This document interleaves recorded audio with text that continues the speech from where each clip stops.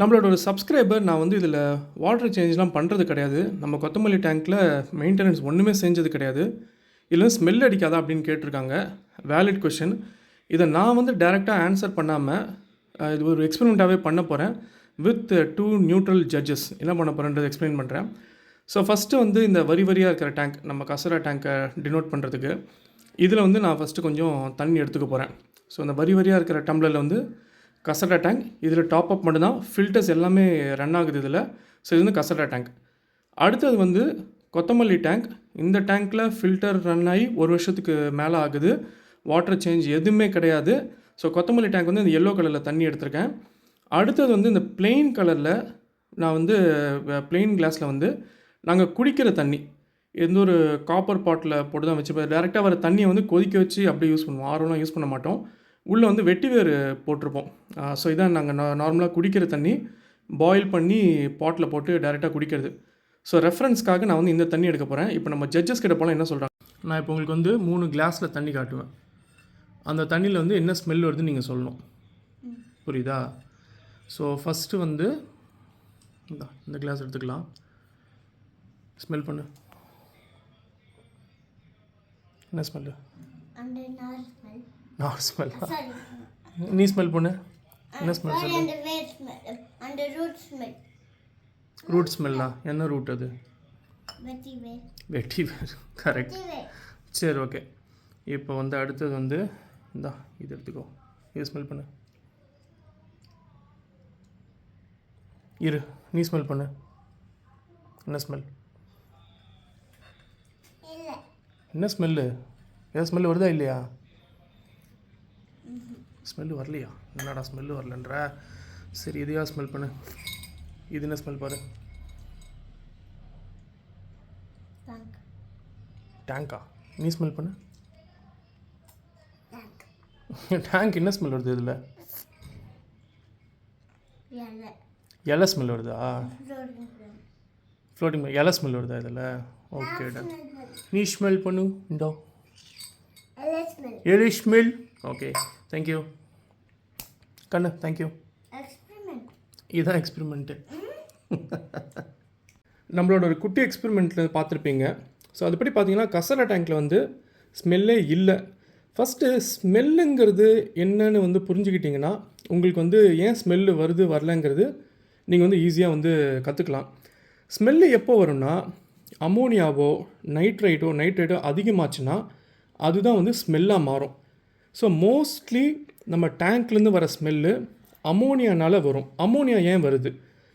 ஒரு வந்து டீகே ஆகிறப்போ, சாப்பாடோ உள்ளே இருக்க மீனோ ஏதோ ஒன்று டீகே ஆகிறப்போ அதுலேருந்து அமோனியா வந்து வர்றதுக்கு சான்ஸ் இருக்குது. அதுதான் வந்து ஸ்மெல்லாக மாறுது. நிறைய டேங்க்கில் அமோனியா வரதுக்கு காரணம், நீங்கள் சொல்வீங்க என் டேங்க்கில் வந்து மீனே இறக்கலையே, ஏன் வந்து என் டேங்க்கில் அமோனியா வருதுன்னு கேட்டிங்கன்னா, நிறைய சாப்பாடு போடும்போது மீன்களும் மீறி நிறைய சாப்பாடு வந்து டேங்க்கில் இருக்கும். அந்த சாப்பாடு டீகே ஆகும்போது அமோனியாவாக கன்வெர்ட் ஆகும். அடுத்த கேள்வி, இல்லை நான் சாப்பாடு போட்டவுடனே என் மீன் வந்து எல்லா சாப்பாடும் சாப்பிட்ருச்சு, அப்புறம் எப்படி வந்து சாப்பாடு மீதி இருக்குன்னு கேட்பீங்க. Valid question. நீங்கள் மீனோட டைஜஸ்டிவ் சிஸ்டம் எப்படி ஒர்க் ஆகுறது கொஞ்சம் புரிஞ்சுக்கணும். இது வந்து நான் ஃபாதர் ஃபிஷ் கிட்டேருந்து கற்றுக்கிட்ட ஒரு விஷயம். அது ஒரு மீன் வந்து ஒரு சாப்பாடை சாப்பிடும்போது ஒரு 20% தான் வந்து அந்த சாப்பாடை டைஜஸ்ட் பண்ணும், மீதி வந்து கழிவாக வந்துடும். அந்த கழிவில் மீனுக்கான சாப்பாடு 80% இன்னமும் இருக்குது. புரியுதுங்களா? அதை என்ன பண்ணுன்னா திருப்பி இன்னொரு மீனோ இல்லை அதே மீனும் திருப்பி கொத்தி சாப்பிட்டு அது 5 வாட்டி ஆகிற வரைக்கும் அதுக்குள்ளே சாப்பாடு வந்து இருந்துக்கிட்டே தான் இருக்கும். அதனால தான் நீங்கள் பார்க்கும்போது மீன்கள் வந்து எல்லாம் வயிறு ரொம்ப சாப்பிட்றோம், ஆனால் கழிவில் திருப்பி அதோட சாப்பாடு இருக்கிறதுனால அமோனியாவாக மாறதுக்கு சான்சஸ் நிறையவே இருக்குது. ஸோ இப்போ ஸ்மெல்லு ஏன் வருதுன்னு புரிஞ்சுக்கிட்டீங்க. ஸோ கசரா டேங்க்கில் ஏன் ஸ்மெல்லே வரலன்னா, இதில் நைட்ரஜன் சைக்கிள் பக்காவாக செட் ஆகிருக்கு. இப்போ நீங்கள் பின்னாடி இந்த ஃபில்டர்லாம் பார்க்குறீங்களா, ப்ரீ ஃபில்டர் போட்டு தான் யூஸ் பண்ணுவேன். ஸோ சாப்பாடோ இல்லை எதுவும் வந்து என் டேங்க் விட்டு வெளியவே போகாது. ப்ளஸ் அதுதான் ஒரு முக்கியமான ஏரியா, நம்ம குட் பாக்டீரியா எல்லாமே வளர்கிறதுக்கு நைட்ரஜன் சைக்கிள் வந்து மெயின்டைன் பண்ணுறதுக்கு. இன்னொரு முக்கியமான இடம் வந்து சுற்றி இருக்கிற கண்ணாடிங்க. அதை விட முக்கியம் நம்ம கீழே போட்டிருக்கிற மணல்லையும் நிறைய குட் பாக்டீரியா இருக்கும். இது எல்லாமே உங்கள் நைட்ரஜன் சைக்கிளை வந்து ஹேண்டில் பண்ணிக்கும். லாஸ்ட் லெவல் ஆஃப் டிஃபென்ஸாக வந்து நம்மளோட செடிங்க. ஸோ நைட்ரேட்டை வந்து செடிங்க எடுத்துகிட்டு மொத்த சைக்கிளையும் வந்து க்ளோஸ் பண்ணிடும்.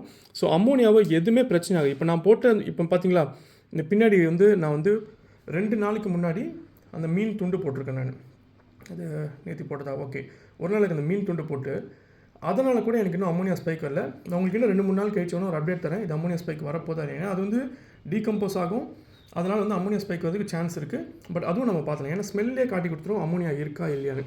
ஸோ உங்களுக்கு புரிஞ்சிருக்கும் ஏன் கசர டேங்க் வந்து ஸ்மெல்லே வரலன்னு.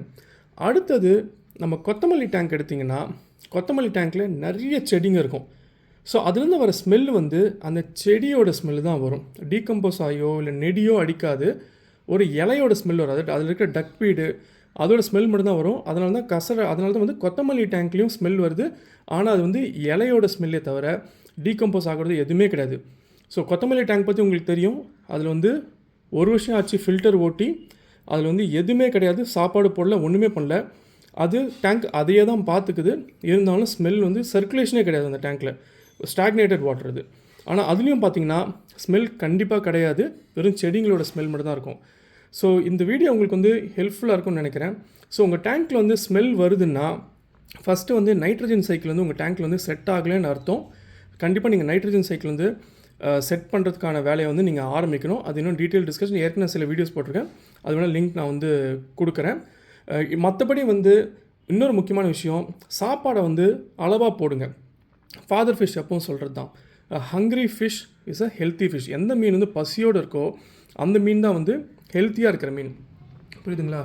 ஸோ வந்து என் மீனுக்கு வந்து நான் 3 வேளை சாப்பாடு போடுவேன், 4 வேளை சாப்பாடு போடுவேன். அதெல்லாம் வந்து நான் ஃபாலோ பண்ணுறது கிடையாது.